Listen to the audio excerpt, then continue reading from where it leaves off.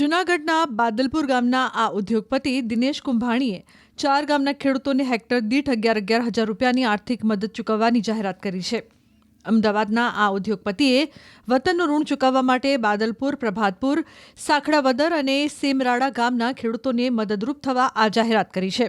દિનેશભાઈના અંદાજ પ્રમાણે ચારેય ગામ મળીને અંદાજે 1800થી 2000 હેક્ટર જમીન થાય છે, જ્યારે 1200 જેટલા લાભાર્થી થશે. દિનેશભાઈ, કેમ આ વિચાર આવ્યો અને કેટલી સહાય આપશો? કયા કયા ગામોને?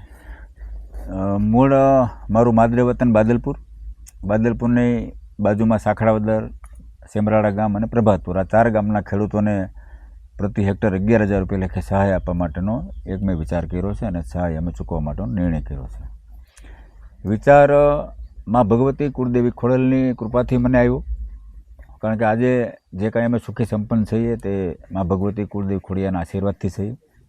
અને અમારા ખોડધામના ચેરમેન નરેશભાઈ પટેલની પણ એક અપીલ હતી કે ભાઈ ઉદ્યોગપતિઓ પોતાના વિસ્તારની અંદર, પોતાના ગામની અંદર કંઈક ને કંઈક સહાય કરી અને ખેડૂતોને મદદ કરે.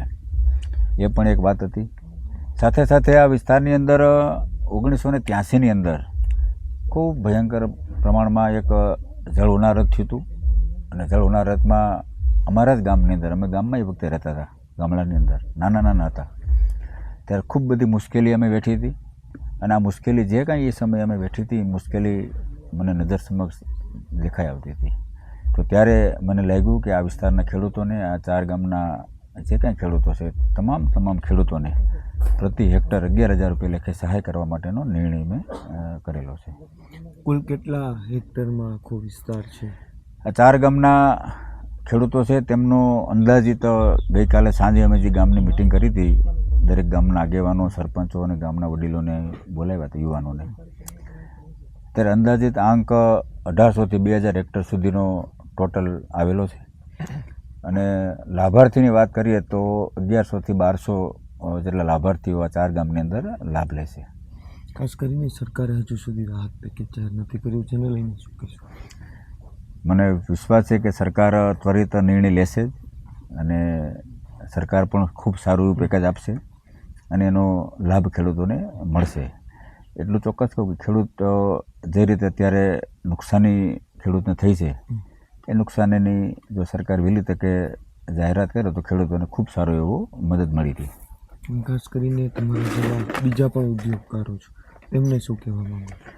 હું ચોક્કસ જણાવીશ કે જે કાંઈ ઉદ્યોગપતિઓ ગુજરાતની અંદર છે, એમાં મોટા ભાગના ઉદ્યોગપતિઓ ગામડામાંથી જઈને શહેરની અંદર વસવાટ કરી અને પોતે સુખી સંપન્ન થયા છે. તો આપણે જ્યારે ગામડામાંથી જઈએ અને શહેરની અંદર સુખી સંપન્ન થયા હોય, ત્યારે પોતપોતાના વતનની અંદર જે કાંઈ બની શકે તેટલી આર્થિક સહાય દરેક લોકોએ નાની મોટી જેની જે સગવડતા હોય, સગવડતા પ્રમાણે ખેડૂતોને કરે તો મને લાગે છે કે ખેડૂતોને ખૂબ સારી એવી મદદ મળી રહી.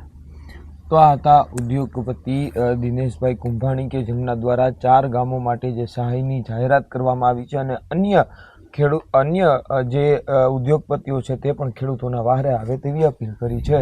અમર બખાઈ, ન્યૂઝ 18 ગુજરાતી, જૂનાગઢ.